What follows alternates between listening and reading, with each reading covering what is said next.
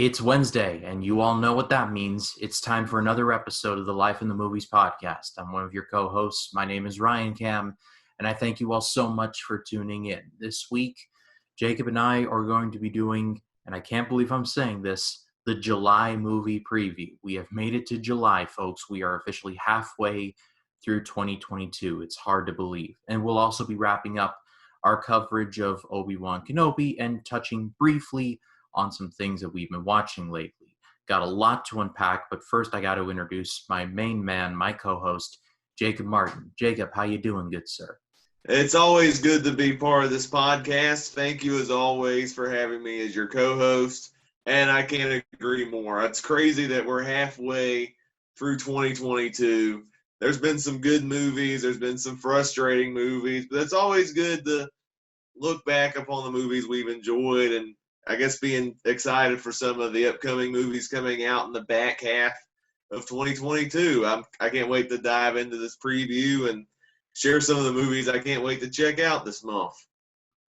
You know, thinking out loud a bit, I think within the next couple episodes, I think we should do like a top 5 or top 3 or top 5 movies that are favorite movies of the year so far. I think that'd be a lot of fun to do because it would be a competitive race for me. I think, oh, I got my top 5 set, but then something else comes along and you're like, oh no. And so you got to rearrange it and rearrange it again. So I think within the next couple of weeks, we should do that. Yeah, that's a good idea. All right. Well, like I said, very busy episode. We got a lot to unpack. So let's dig into a couple things that we've been watching lately. So Jacob, what have you been watching lately? I see in your Hitchcock series you just uploaded, or actually it hasn't gone live yet, but your video for Sabotage just is about down the pike. Yep, that is a video. It actually just dropped just as we started recording, and it's a pretty interesting watch. It came out in 1936. It's a film I had never even heard of. It follows a woman and her husband, and they both run a movie theater in London. And there's a lot of suspicious activity involving the husband. He keeps sneaking out at night doing stuff, and the wife has no idea what he is up to. The movie kind of reveals itself what the guy's doing early on in the movie, so I can't necessarily say this is a spoiler or not, but let's just say he's involved in some terrorist activities, and he's got some stuff planned out to cause uproar in London pretty much. And the plot of the movie is the wife has to figure out what the husband is up to and can she stop him before it's too late pretty much. I thought this was a solid movie. I was actually on the edge of my seat several times throughout the course of this movie. There's several instances in the movie where I was actually shocked Hitchcock got away with some of the payoffs of some of these sequences. I'm not going to dive into it because it's not one of his well-known movies. I'm not spoiling the best parts of the movie. But let's just say there's a scene involving a bus and the ticking of a clock because of what this character is doing. The bus sequence is one of the most shocking things I've seen in a Hitchcock movie. No joke. It's up there with the shower scene in Psycho if I'm having to make comparisons in Hitchcock movies. There's good stuff in the movie. I will say it's a little predictable. That's like the one big gripe I have with the movie because, like I said, it reveals its best twists, I'd say 20 minutes into the movie, and you already know the husband's up to no good, and it's up to the wife, and there's a secret agent out to try to stop him. And so the payoff is a bit predictable, but it was still an entertaining movie, and it's a good, solid early outing from Alfred Hitchcock during this early era in the 1930s. I was quite impressed with this movie. You can definitely tell, or at least I can tell just from your reviews and your videos, that Hitchcock's not quite there yet, but he crucially has the momentum that would carry him to greatest of all time status. Yeah, definitely, for sure. Like, as soon as I got to The Man Who Knew Too Much, I saw a gradual improvement. Like, that was like his first, like, really good Hitchcock movie that kind of paved the way to, like, top tier Alfred Hitchcock. And then he did the 39 Steps, and now we got Sabotage. he's on a roll now. I got like 3 movies left until Rebecca, which was his first Hollywood movie. Once I get to Rebecca, it's smooth sailing from there. Yeah, absolutely. What else you got? Then the other movie I'm going to share in this video is a recent celebrating Disney movie I checked out. It's one that I think is so underrated, and I do highly recommend it. Or if you haven't seen it in so long, it's worth a second chance. And that is Brother Bear, released in 2003. This is a movie I have always enjoyed, even when I first saw it as a kid. Years later, when I was starting to get into like how animation is made and the history of Disney as a studio, I was shocked at the Rotten Tomatoes score on this movie. It has a 37%. And to this day, I don't fully understand some of the backlash of this movie. I do think it's not perfect. There are some tonal shifts in the movie that are so jarring at times. Like the movie starts off where Kenai does something that provokes the spirits of his tribe, and there's themes of death and forgiveness throughout the course of the story. But the middle act of the movie involves the main character transforming into a bear. There's a lot of fish out of water elements, and there's comical animal characters along the way, including a Canadian moose voiced by Rick Moranis, which I thought was pretty cool. There's the tone shifts don't fully gel together, and I can see why that could be a turnoff for some people. But I've always been a fan of this story. I like the story. I love the culture that it explored. I think Kenai is a fascinating character. It's crazy that he's voiced by Joaquin Phoenix. It just blows my mind that they got Joaquin Phoenix, Commodus in Gladiator, Johnny Cash, and the Joker in a Disney movie where he turns into a bear. But he plays the role very well, like he does in all his other movie roles. I actually do like the story of how somebody has to go in another footsteps of a creature to actually get the full perspective of what he did. And I actually do enjoy the bond between Kenai and Coda. I think the characters are all really fun. I love the Phil Collins soundtrack. The animation is great. I think this is a really good animated movie with a lot to offer. And to be honest, I don't really get the hate for this movie. It always baffles me. Yeah, I couldn't agree with you more. Brother Bear is a favorite of mine. I kind of understand why people wouldn't like this. I know Rachel, my friend Rachel Reviews, and I, we do disagree on this one. She can't stand the Coda character. And I can kind of understand why. However, I do have a lot of love for this. I remember my dad and I seeing this when I was young, so I guess I have a little bit of nostalgia for it. But yeah, it's crazy to think that Joaquin Phoenix is the voice of Kenai in this. And considering like what he did before and what he would go on to do afterwards, it's really crazy to think about. But he does a really good job, and I love the music by Phil Collins. I mean, I'm a big Phil Collins fan already, but I love the "Tell Everybody I'm on My Way." I love that song. It's a personal favorite of mine. That song is great. And then just there's some intense battles here. Like when Kenai becomes the bear and his brother, I'm blanking on his name. Are you talking about the one who dies, or are you talking about when he turned into the bear? No, the oldest one dies. Sitka's the one who dies, and then the other brother's name is Denahi. Denahi, that was the one. I was thinking to myself, wait, Denahi died. Like, no, it was Sitka. But when Denahi and the bear are fighting, and you're like, you guys are brothers. You're brothers. You need to stop your brothers. It's like it's really tense stuff. Yeah, it can get pretty dark, and that's another thing I respect about this movie is some of the risks that they do take in the story, and how the themes of the movie involve death and forgiveness, and even with the difference between man and beast, we're all one and the same regardless of who you are as a person or creature or whatever. And it's a very powerful message, and it's kind of an allegory as well, involving different people as well. And I do highly respect the message of this movie. Pretty much, Brother Bear walked so Zootopia could run, if you think about it. I never really thought about it like that, but now that I am, it actually makes quite a bit of sense. Yep. So what have you been watching this week? Honestly, quite a bit, but since we are a little short on time, I mean, we do have a lot to cover. I'll mention a couple. I watched Dr. No, or not Dr. No, I mentioned that last week.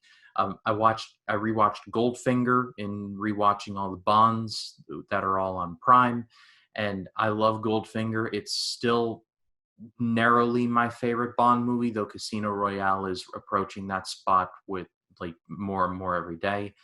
I love Auric Goldfinger. Sean Connery's awesome. The Aston Martin DB5 is like one of my dream cars, other than the car in Bullet that Steve McQueen drives. Just I love that movie, and the final fight between Bond and Oddjob is so good. I could talk about Goldfinger for days, but I'll save that for another time. Yeah, that is a great movie. It's easily my favorite in the Connery era, and it's definitely one of my favorite Bond movies as well. I think one of my favorite exchanges in any Bond movie. Do you expect me to talk? No, Mr. Bond, I expect you to die. Fantastic stuff. And then it seems a bit like, I guess I want to say contrived, but when the bomb like gets disarmed exactly at 007, like I don't care. I love that moment so much. I think it's really cool, and especially when the bomb gets disarmed and Bond looks at the dude and he's like, "What kept you?" I love that moment. And then I ended up watching Thunderball, which is a movie that I was kind of meh on, but the more I've seen it, the more I've actually enjoyed it. I like how Spectre just feels like just a presence, like around, like they are the true omnipresent villains of the early Bond movies. And Blofeld is just completely ruthless, even though in the movie he's just referred to as number one. There's actually some pretty gruesome kills here, like Bond just casually just locks a dude in a steam cabinet at the health club, and the dude's like, "Let me out! Let me out!" And Bond's like, "Don't worry, I'll alert the chef." And I'm like, what? You're just gonna, okay, you're just gonna let him cook. All right. Just pressure cook, my man. All right. It's just brutal stuff. And I don't think this is like I said, I think my favorite Connery Bond is still Goldfinger, but Thunderball has gotten better the more that I have seen it. Yeah, I think it's an enjoyable movie. I do feel like there's one too many underwater sequences though. Like there's like so many underwater sequences that drag the movie out too long to where it could get tiresome after a while. But the movie is still fun. I like Sean Connery. I think the movie has some of his best one-liners ever. Like there's a scene where he kills a guy with a harpoon and he's like, "I think you got the point." That was very good. I like that. I think Domino is one of the more underrated Bond girls. I actually like the arc that she goes through in the movie. And I think it's probably some of the best cinematography in the Connery era. I love the locations of that movie. And I think of all the Connery era Bond movies, this one embraced, I think, the globe-trotting, I would say, the most of all his movies. And you can't go wrong with the jetpack in the opening scene. That was pretty dope, too. Yeah, I really like that too. And I mean, you can't go wrong with shooting your movie in the Bahamas. I mean, Casino Royale figured that out. Like the Bahamas is just a beautiful place. I'd love to go there one day. And then I'll wrap things up by I went to see a bit of a double feature this weekend. I ended up seeing Elvis, which my review of that is on the channel if you all would like to check that out. Bit of a side note, I want to thank all of you for checking it out. It has cracked 100 views, and I am so very, very proud of that. But I'll save my thoughts for that review. Please go check it out. But briefly, it's one of the better music biopics that I've seen in quite a while. Austin Butler is awesome. The performances are really good. My lone problem is that it doesn't really feel long enough to tell the story, but it also doesn't feel like it feels like it just rushes through things. It tells a lot of things about Elvis's life, but I feel like it could have been focused up just a bit. But in the grand scheme of things, I think this movie, for it being about Elvis, I think this is like the best Elvis movie we're probably ever going to get. Yeah, it's crazy that I didn't go to the movies at all during the month of June. I did the week-long vacation, and there were some other obligations that I had during the month that I just didn't have time to go see a movie.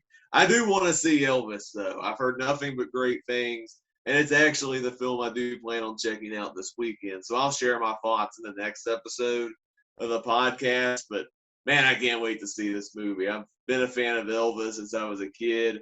I've heard snippets of Austin Butler sing, so I know he's fantastic. I think it's going to be a great time. Yeah, I can't wait to hear what you have to say about it. And then I ended up seeing The Black Phone, which my review of that, by the time this drops, should have dropped already. Fingers crossed if my editing brain connects to my hands. But that should be out on Tuesday. But to put it briefly, I did enjoy this movie. Very creepy. Ethan Hawke more than delivers as the grabber. He has some very tense moments, let's just say, though the stars of the show are the kids. And I feel like the two actors who play the brother and the sister are definitely going to get more work in the future. They absolutely deserve it. And like I said, I'll have more information on that in my review. So go check it out when it drops. But Jacob, were you interested in seeing The Black Phone? Yeah, in the June preview, it was one of my most anticipated movies to check out that month. That's a movie I'll definitely need to check out as well. Yeah, it's not pure horror. It's more. I said in my review that I would describe this movie as Prisoners crossed with The Sixth Sense, and I know you love both of those movies. They're both amazing movies. My favorite movies from both of those directors. So that's a good mix right there. With just a dash of Silence of the Lambs. I almost forgot about that. But yeah, it is quite good. In terms of horror, it's the best horror movie of the year. And unfortunately, the pool is very shallow. I mean, we got that awful Texas Chainsaw Massacre movie. We got Men. Don't get me started on that piece of crap. But sadly, I think The Black Phone is probably going to take the horror crown unless Nope can do better, which we'll talk about that in the preview. But just to top things off, I I started watching The Old Man on Hulu, which is also on FX. It's a great little series starring Jeff Bridges and John Lithgow. It's about a spy who has to come out of retirement.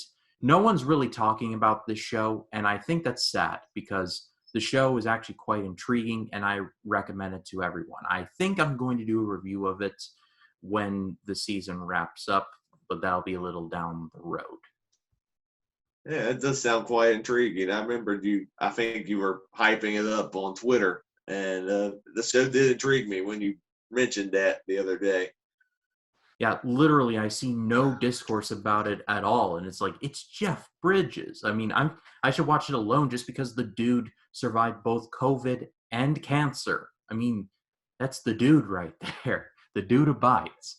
But let's dig into wrapping up our Obi-Wan coverage because the finale dropped the day our last episode dropped, and I think for this series as a whole, I said on Twitter, my verdict is 2 thumbs sideways. I think the movie had its quality moments, especially pretty much everything in episode 3, but I think it's mostly just filler. It's like filler, big moment, filler, big moment, filler, big moment.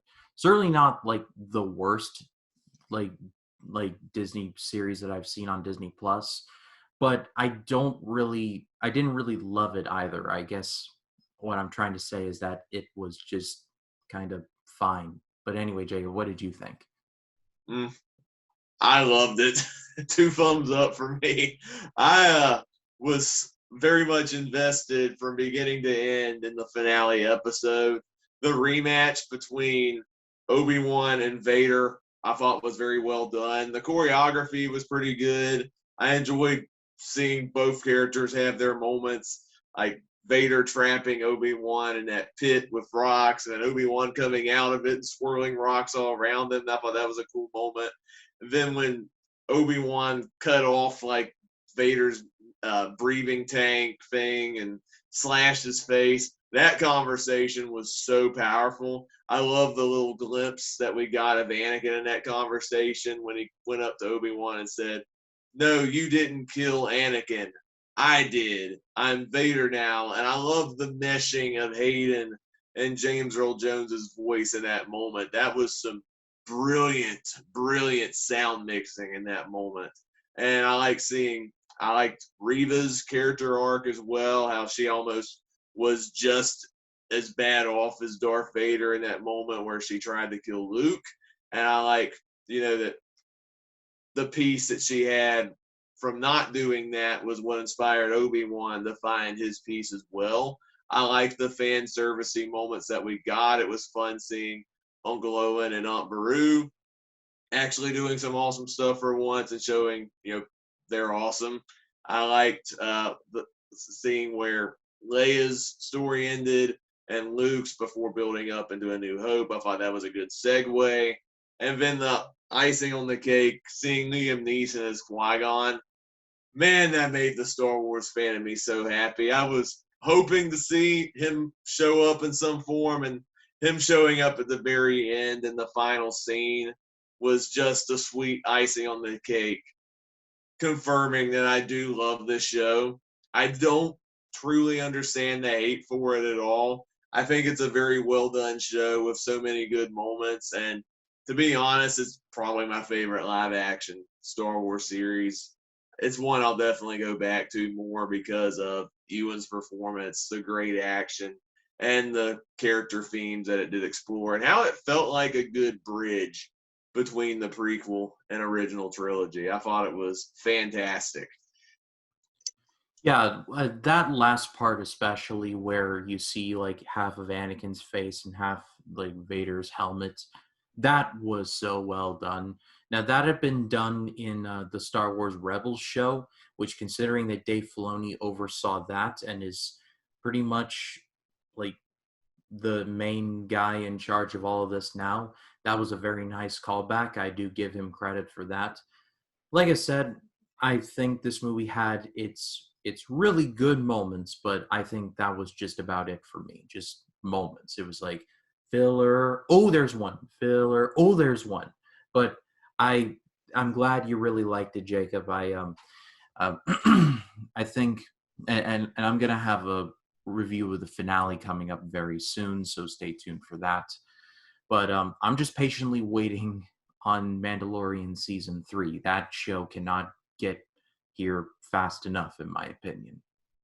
Yeah, I think it's supposed to come out next year, if I'm not mistaken.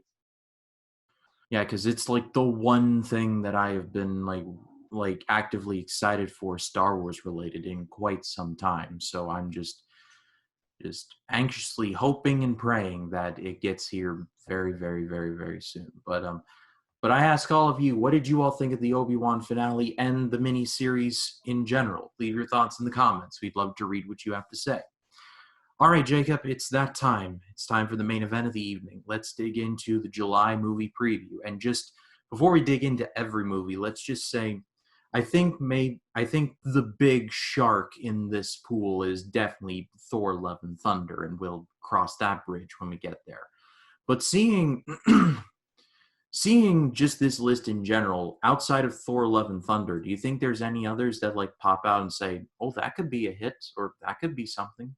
I think if we're going with theatrical movies, I think Thor is going to take the cake, no problem, no question about that, because it's a big Marvel movie. It's Thor. People are excited to see that.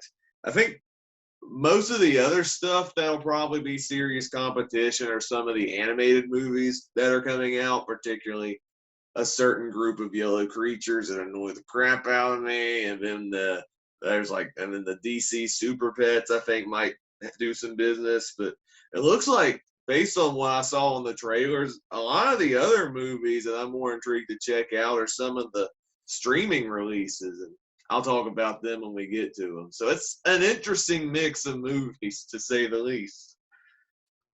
Yeah, and well, with that segue aside, let's dig into the first movie we're going to be talking about, Minions: The Rise of Gru. Now, I've seen this trailer like too many times now. This and the Nope trailer. I'm just so glad they're finally going to be released because I never have to see those trailers ever again. I have a very hot and cold relationship with the Minions. On the one hand, I'm like, I mean, they're harmless, they're just they're fun for a certain age, but on certain other occasions, I just think they just annoy the absolute crap out of me. And I think Jacob, just from the look on your face, you kind of agree with me on the latter. Uh, I think this whole series has just run its course. I think it's just there just to make money for Illumination, but I think that's just a theory. I think I'm gonna go 2 on this one, 2 out of 5, just to be, my compassionate side, I guess. But what say you? one for me. It's sad, really, because I like the first Despicable Me movie. It's still one of the better Illumination films. And, if you ask 2010 me what I thought of the Minions, I thought they were fun little side characters. They made me chuckle at times, but it's the overexposure of these Minions that started to really annoy me. I hate that the Minions are like the poster child of Illumination. I hate that the Minions got their own movie where it's just 90 minutes of banana, banana. And it was like one of the most annoying movies I've ever seen in my life. And this sequel just looks just as bad. I don't care if it has young Gru in it. I mean, it's a minion-centric story, or it's just nonsense. You got like martial arts elements in the trailer, and the minions fighting a dragon or whatever. Like, what is this movie? It looks annoying and stupid. I don't know what they're doing. They're just making cheap money at this point, and I don't get why anybody enjoys these movies. But I guess you do you. I guess it's not for me. Ugh. But yeah, these movies can be a bit of hard work, I would say. But like I said, I can understand the appeal for a certain age group. That's why I did go too. However, I feel like these movies, like I said, are just there to they're just there to make money nowadays. I Yeah. think all creative possibilities involving sentient Twinkies with hair, goggles, and suspenders, or overalls, excuse me, have pretty much run the course. I think that'd be fair to say. Mm-hmm. Well, next up is The Forgiven. This is actually directed by the same director who directed a movie called Cavalry, which I saw a long time ago and really enjoyed, starring the Gleasons of Dommel and Brendan. It's about a priest. I recommend that everyone check it out. And this looks like it has a really good cast, including Ralph Fiennes, Jessica Chastain, and that's just the 2 I can remember off the top of my head. This looks like a pretty compelling movie. I think I'm going to go strong and give this a 1 of 4. What say you? Yeah, the movie actually did look pretty interesting. I mean, I don't. I think the plot I can't really guess off the top of my head just from watching the trailer. It looks like it's going to have a lot of twists and turns. But I do like the cast in this movie, and so I am intrigued just from the cast alone. I'm not going to go full high on it yet because the film hasn't really piqued my interest yet, but it does look like an interesting movie all the same, and I'm going to go 3. All right, very good. Well, next up is Mr. Malcolm's List. This is a period piece.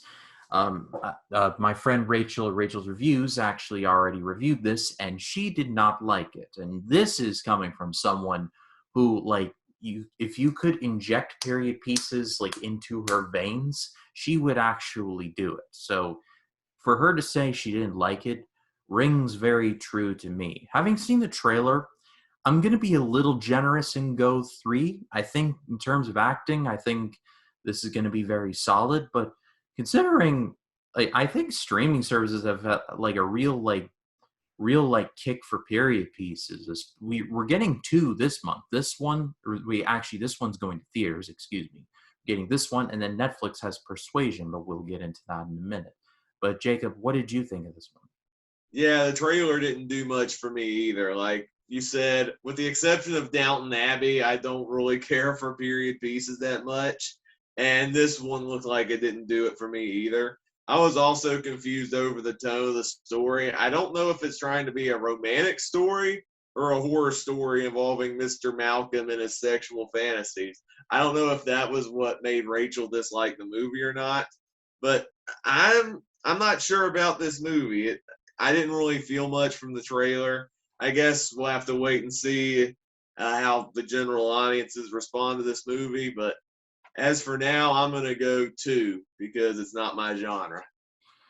All right, very good. Well, next up is The Princess. This is a Hulu movie starring Joey King, and as I was watching the trailer, I saw in the YouTube comments someone said this kind of reminds me of Shrek, and it kind of does, weirdly. I don't know if that's too off the reservation, but it looks interesting enough. I think I'm going to be, again, a bit generous, and I'll go 3 on this one. Yeah, like this movie just came out of nowhere for me. Like I didn't know this movie was coming out.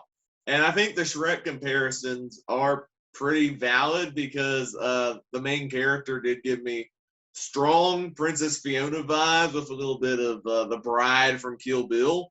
Even the castle looks like the castle in Shrek, and the trailer had the song Bad Reputation by Joan Jett, which was in the first Shrek movie. The movie looks like crazy fun. Like I'm not expecting like a masterpiece movie out of this, but it looks like it's going to be a fun ride with crazy action sequences that I'm actually kind of looking forward to this now, and I'm going 3.5.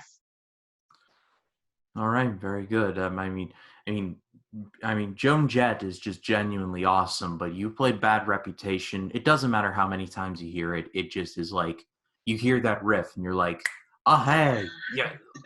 Just want to bang your head. I mean, Joan Jett's super underrated.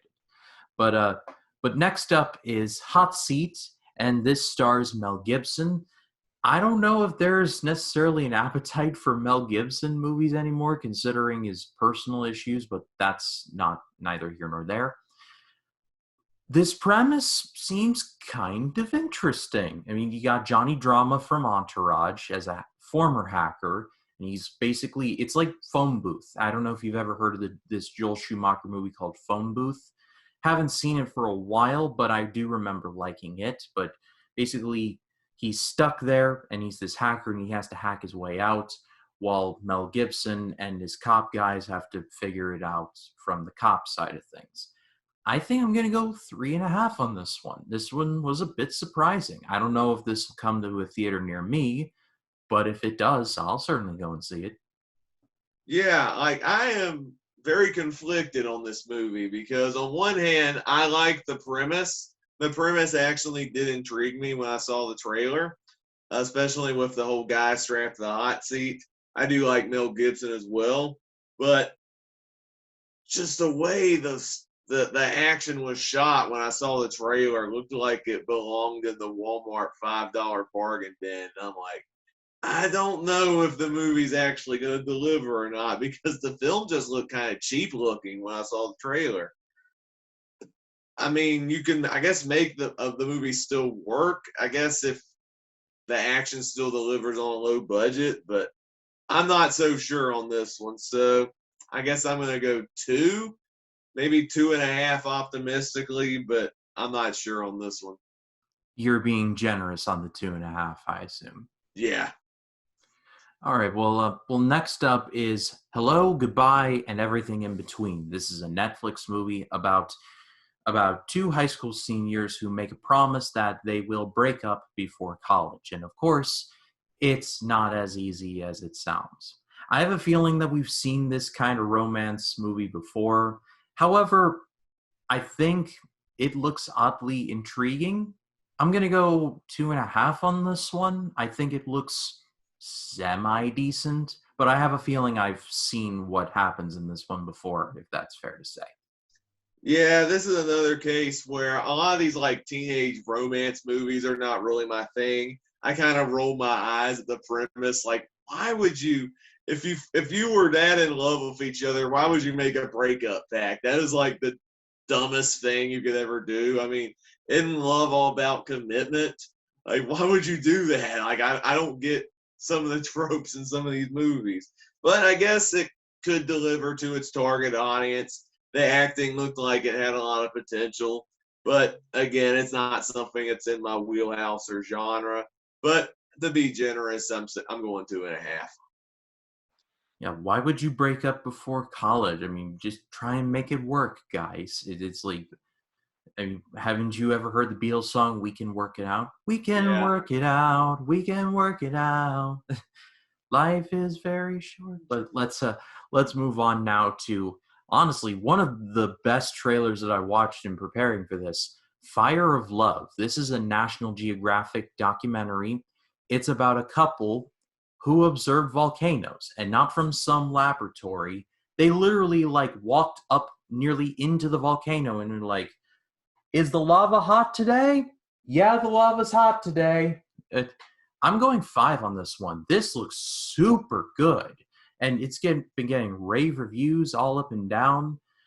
I hope this comes to a theater near me because I will happily go and see this one. And I am honestly surprised that I'm giving it this higher rating, but there it is. I'm giving this a big old 5. Yeah, this one actually was very. This is one that, again, I did not know about this movie's existence until when I watched the trailer for it. And even when I looked up the trailer, I'm like, hold on. We got a Nat Geo documentary we're talking about. And I even had to look it up to confirm that this is the trailer that I had to watch. And yeah, this actually looks really intriguing. I'm intrigued by like the real love story that we're seeing of these two uh, experts that are obsessed with volcanoes. The filmmaking in this looks absolutely fantastic. The footage they actually shot of these volcanoes. The movie actually looks very interesting. I'm not as big on documentaries per se, but if there's a good documentary that does its job, then yeah, I'll gladly check it out. And I'm gonna go 4 on this movie. Something that really made me laugh out loud was the husband cooking the eggs on the lava, and he like shakes the pan and they're eating it, and he's like, "Eh, this isn't very smart. I've made better eggs here." I'm like, "This is a regular thing that you do, What? using the lava to cook your eggs." Like, do you bring some bacon too and cook that too? You're like, here's a good hot spot. Like, what are you doing, good sir? But yeah, if this comes to my area, I will happily see it. I'll go out of my way to see it if it comes to that. But next up, I mean, we already mentioned this. This is the big, like, this is like the ace of spades for the month right here. Thor: Love and Thunder, big old 5. I assume big old 5 from you, Jacob. I Four mean, and a half. 4.5. Oh, Yeah. The only reason why I say 4.5 is because I haven't been sold on Lady Thor just yet. Nothing against Natalie Portman, but I haven't been fully impressed by, I guess, what I've been seeing in the trailers just yet. Maybe Taika's gonna win me over when the movie comes out, but as of now, that's like the only like real skepticism I have of the movie. But the rest of the movie looks pretty awesome. I'm looking forward to seeing, the bright colors and Taika Waititi's direction and the wild humor. More of Chris Hemsworth and Tessa Thompson. We're getting the Guardians of the Galaxy. But the thing I'm most excited, of course, is Christian Bale as Thor, the God Butcher. I mean, have you seen the makeup work they put on Christian Bale in this movie?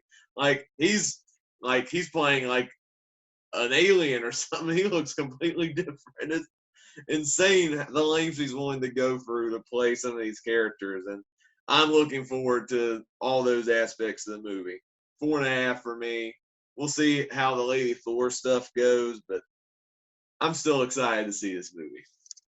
I mean, Taika Waititi has the Midas touch right now, so here's to hoping that Midas touch does indeed continue. I mean, I don't think he's made a bad anything in his career. I mean, if that's fair to say. Yeah, I definitely agree between Ragnarok and Jojo Rabbit. I haven't seen What We Do in the Shadows, but I've heard it's excellent. And Hunt for the Wilder People, if you haven't seen it, is hilariously funny. It was my introduction to Taika Waititi, and it is one of the biggest hidden gems of, I think it was 2016 when that movie came out. It was actually hilariously funny. It made my top 10 of that year. Oh wow, I think I've seen it before, but I haven't seen it in a while. I'll have to revisit that.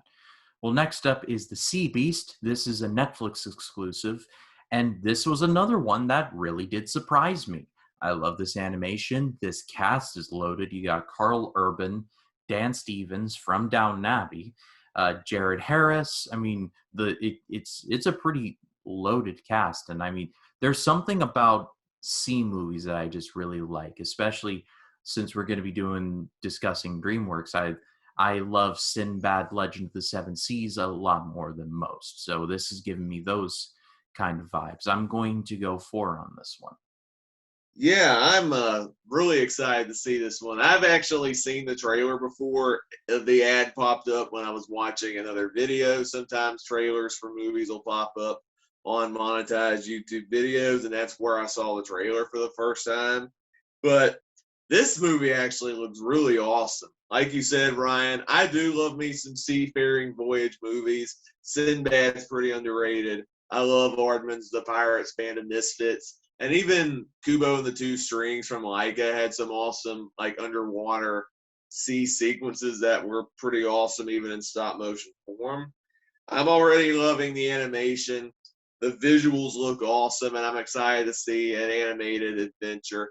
I wish it went to theaters, but Netflix, they have a mostly good track record of animated movies between The Mitchells versus the Machines and Klaus. And if this is in that same ballpark, then I think it's going to be another hit on their hands. Yeah, absolutely. And Leica had the guts to do what no other studio would ever do: cast Matthew McConaughey as a beetle. As not only just a beetle, but a war beetle. I mean, like, give them all the money for all I care. But next up is The Gray Man. This is yet another Netflix movie. This is from the Russo brothers, and it starred Chris Evans and Ryan Gosling. And honestly, I've heard a lot of hype for The Gray Man, and I think it's living up to that hype. I'm going to go a strong 4 on this one. Yeah, I think I forgot to give my rating for the Sea Beast, but the Sea Beast and the Gray Man are both 4.5 ratings for me. I am excited to see the Gray Man. I actually forgot this movie was coming out. I had heard the Russo brothers were doing a Netflix movie, but I did not see the trailer until when doing the research for this podcast. And I think this movie looks awesome. I think this is the movie Netflix needs. I think, with the talent of the Russo brothers and Ryan Gosling and Chris Evans, it looks like hamming it up in a villainous performance with a dope looking mustache. I think this movie is going to be a pretty awesome movie with a really cool plot. And I think it's going to be an interesting movie. I hope it's actually lives up to the hype. Yeah, it's going to be interesting to see what the Russos do post Endgame, because they pretty much made the movie of, like, the 2010s, like the movies that people wouldn't stop talking about for a while. So it's going to be interesting to see what they do going forward. I don't know if you saw the movie 21 Bridges with Chadwick Boseman, but I recommend you check that out. They did not direct it, but they did produce it, and it is very good. So it seems like they have enough money to just, like, ride off into the sunset and do whatever they want. So it's going to be interesting to see how The Gray Man is received.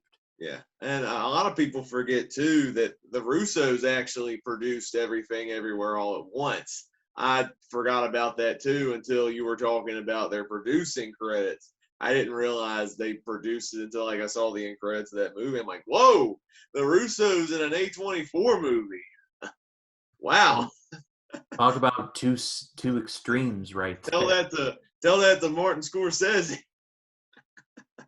Yeah, right. Like I mean, give the Russos credit. They've got taste. That's all I can say. But next up is Paws of Fury, The Legend of Hank. This is a theatrical animated movie. I believe this is Nickelodeon Studios.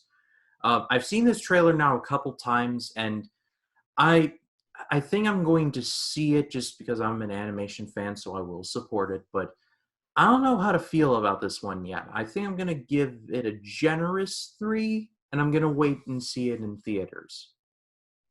This one, I don't know if you've heard of the behind the scenes issues of this movie, but the movie was announced in 2014. It was originally supposed to be released in 2017, and the title was called Blazing Samurai. And I Really? think it would have been like a clear like homage to like Blazing Saddles of all movies. And they even have Mel Brooks is voicing one of the characters in the movie. Has this director seen Blazing Saddles? Are you sure you want to pay homage to that? I have I love Blazing Saddles, don't get that twisted, but I mean, Blazing Saddles is a very raunchy movie. So like you're gonna do like a kid version of that? Uh yeah, it just I don't know if that's going to work as well, but going into the behind the scenes, the I think the movie had like different directors attached at different points, which was why the film kept getting pushed back and pushed back and pushed back until now. If you look at who's the main director of it now, it's Rob Minkoff, who has directed movies like Mr. Peabody and Sherman, Stuart Little, and The Lion King.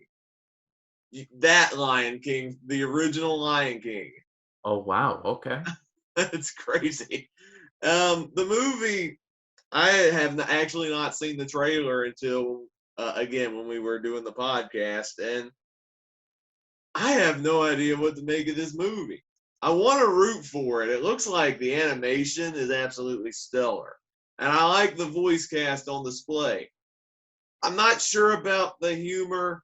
The premise looks like it's something we've seen so many times, especially in some of the DreamWorks movies of the 2000s. And I'm not fully sure it's going to be an amazing movie, but I do have a gut feeling it might be a so bad it's good movie, especially considering all the hurdles it's had to go through and the production issues and the director swaps and all that. I did get a good laugh out of the mentor, who's voiced by Samuel Jackson. He at one part he was like, "What the mother, father's cousin, something is this going on here?" I'm like, "Yeah, you gotta love Samuel Jackson and his humor, even in kids movies." He's aware. He is very aware. That's all I will say. But I think if I had to go rating, I think quality probably 1.5. Where I'm predicting it might go, I'm gonna say 3 out of curiosity. yeah, very good. And one more note before we move on. One of the characters is voiced by Gabriel Iglesias, whose nickname is Fluffy, and the character that he voices is literally named like L Fluffy or something like that. I'm like, wow, real stretch for Mr. Iglesias there. I mean, I guess write what you know, I suppose. But I mean, good on Mr. Iglesias though. He's about to release a special where he sells out Dodger Stadium, so he's doing very well for himself. But next up is Where the Crawdads Sing. Now, I've seen this trailer a lot of times, so I didn't need to rewatch it again. It looks intriguing. This is based on a book of the same name. I feel like this cast looks good. Daisy Edgar Jones looks good. David Strathairn, I always am a fan of him. I'm going to give this a strong 3. I don't think it's necessarily up my alley, but I think it could be good.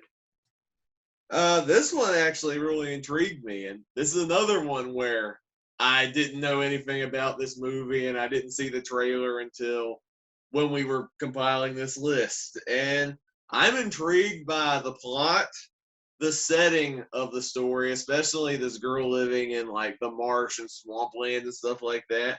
And it looks like there's a murder mystery involved as well. And I am a sucker for those and courtroom dramas. This movie looks like it's up my alley. I'm actually kind of intrigued to check this one out. I'm gonna give it a solid 4. Oh, going high on this one, I see. Well, very good. Well, next up is Mrs. Harris Goes to Paris. I've actually seen this trailer before as well. I believe this was. I want to say that no, it wasn't in front of Downton Abbey. It was in front of. Shoot, I can't think of what it was in front of, but it was in front of a movie that I saw recently. And the trailer looked pretty good. It kind of reminded me of this movie called Last Holiday starring Queen Latifah. Watch it, Jacob, if you haven't. It's actually pretty good. But I like the idea of this. I think I'm going to give this one a strong 3 as well. Yeah, this was one. This is again in that genre where it's not really up my alley, but it does look harmless enough for its target audience. It's just one I'm not like in any rush to go see. So I think if I had to be generous, I'd probably go 2.5 on it. All right, well, next up is Persuasion. Like I mentioned, this is a Netflix exclusive and based on the novel by Jane Austen. And just to read the synopsis, 8 years after Anne Elliot was persuaded not to marry a dashing man of humble origins, they meet again. Will she seize her second chance at true love? Now, I know my friend Rachel is going to be all over this one. She is an Austen fangirl, for lack of a better word, and this actually looks pretty solid. I like Dakota Johnson in most anything. Henry Golding is good in everything that he's in. So I think I'm going to give this one a 3.5. Yeah, this is another one where I'm not a fan of the period piece dramas, and I don't think I've seen any other Jane Austen adaptation at the top of my head. But this one actually looked kind of interesting, particularly for the cast alone, whether Dakota Johnson or Henry Golding, who are typically good actors. So if I do see the movie, it's just for the strength of the cast. But but the period piece drama and the romance stuff kind of just is not really my genre at the end of the day. I'm going to go 3 just for curiosity. All right, fair enough. Well, next up is Don't Make Me Go. This is an Amazon Prime exclusive.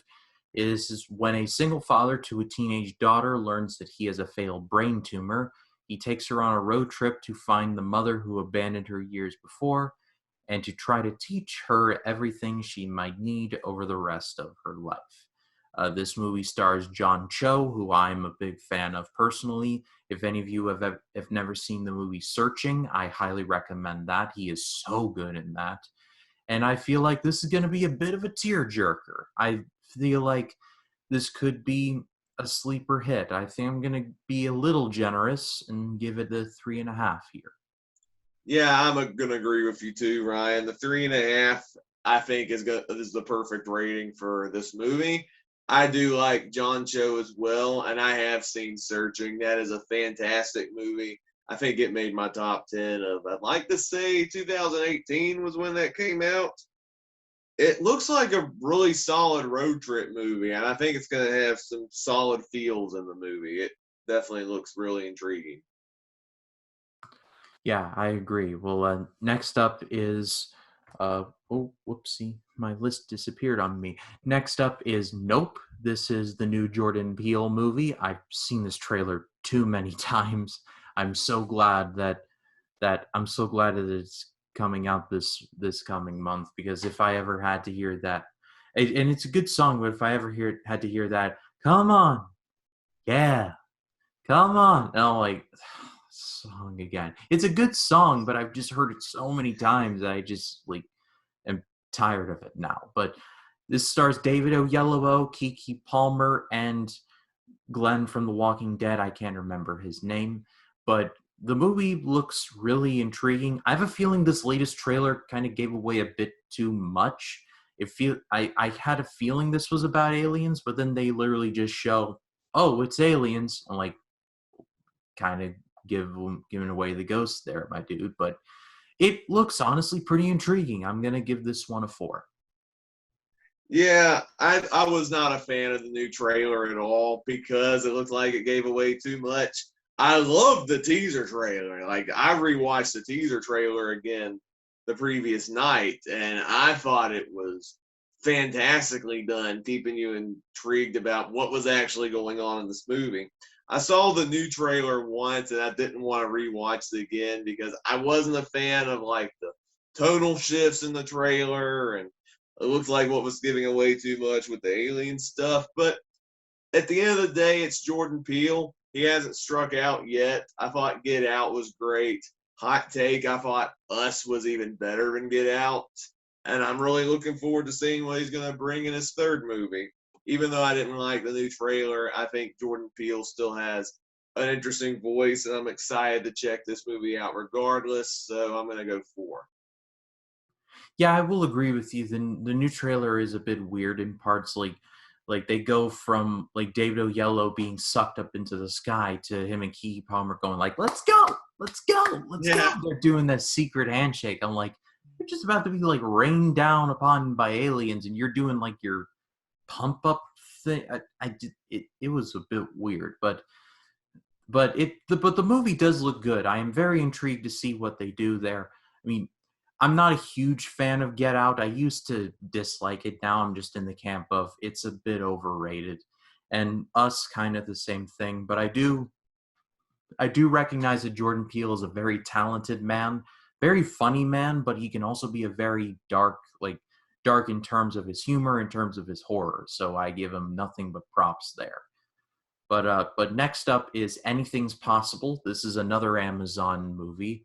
This is directed by Billy Porter, and just to read the synopsis, a delightfully modern Gen Z coming-of-age story that follows Kelsa, a confident high school girl who is trans, as she navigates through senior year.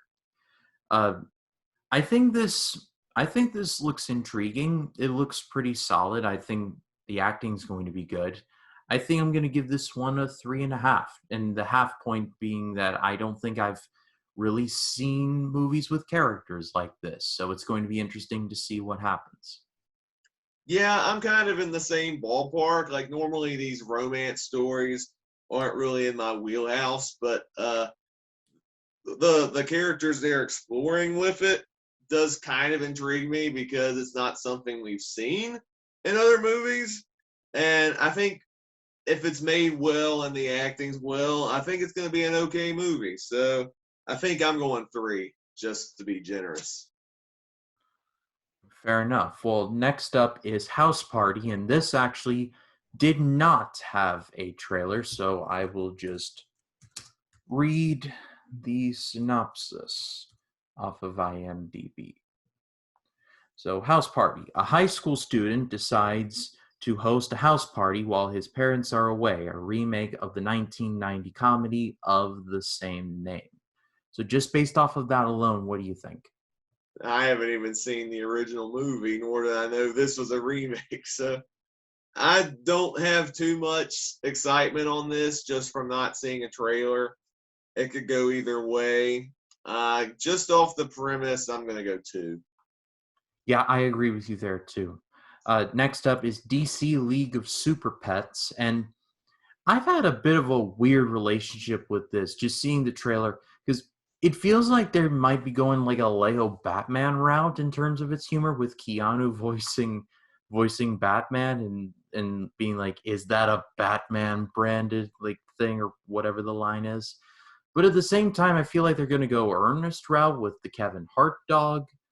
I don't know how to feel about it. What say you? Yeah, I haven't been sold on this movie one bit, which is a shame because I think Warner Brothers has a very talented animation group. I mean, I love the Lego movie, the Lego Batman movie. Storks is very underrated if you haven't seen it, but some of their recent films have been really big duds in my opinion. Scoob, Tom and Jerry, though I don't hate it compared to others, left a lot to be desired.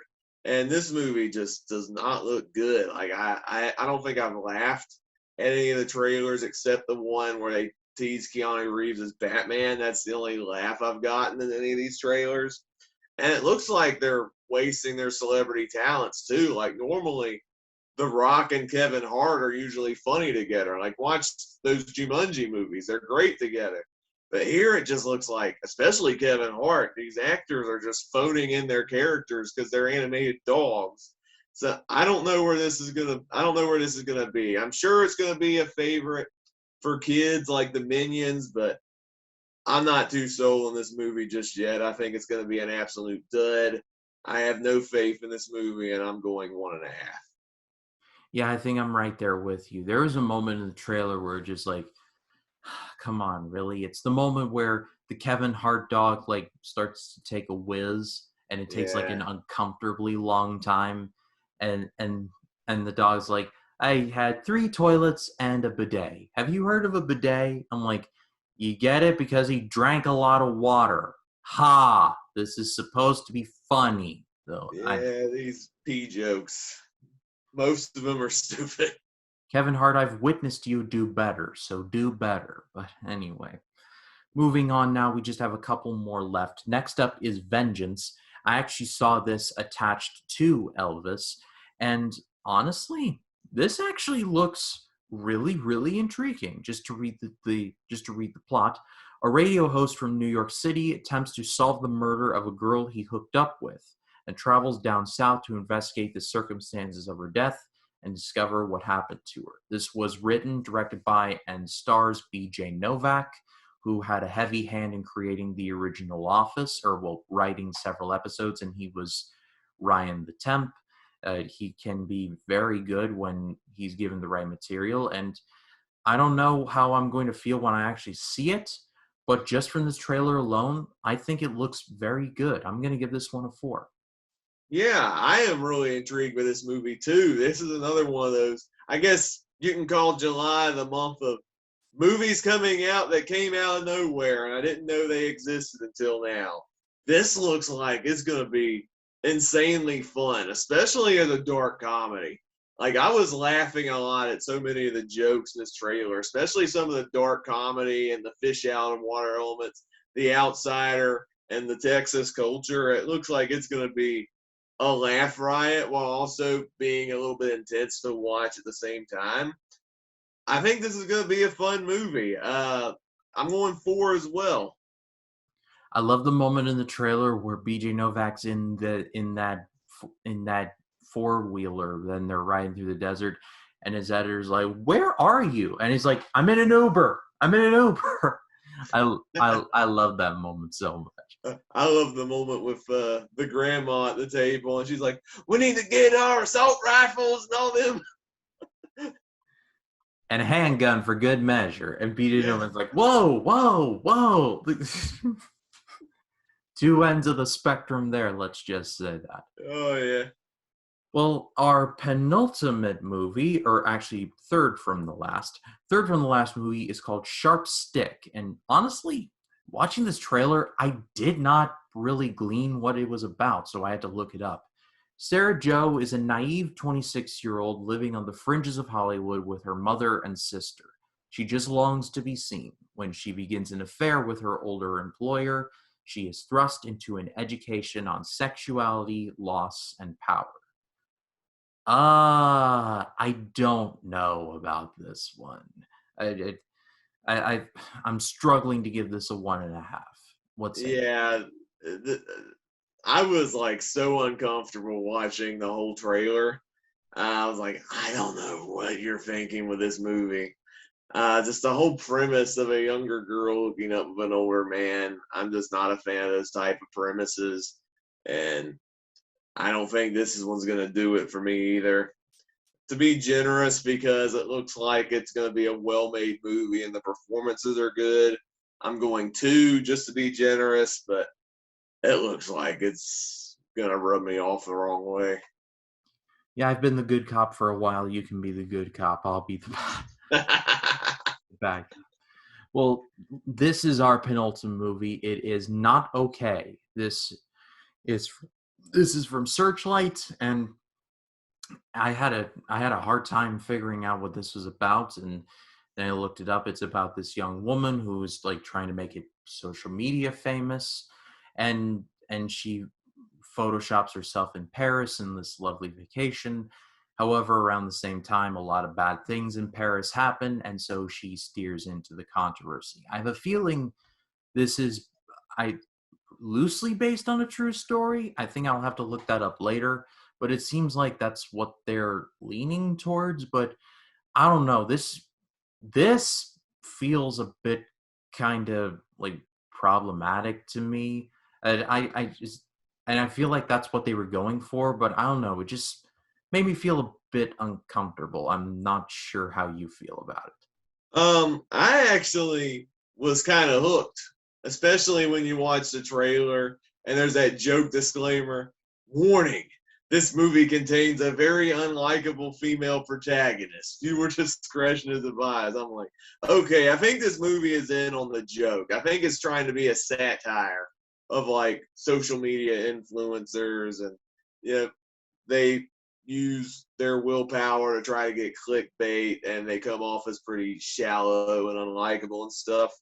So I think the movie's embracing that. Plus, it's Zoe Deutch, I think is how I pronounce her name, who I I thought was a scene stealer in Zombieland 2. So it's really cool that she has a leading role in a movie.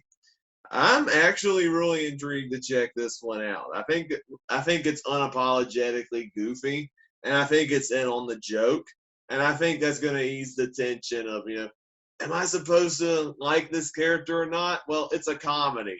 I think you're supposed to laugh at how stupid and unlikable she is. So I think it's going to be a lot of fun. I'm going for.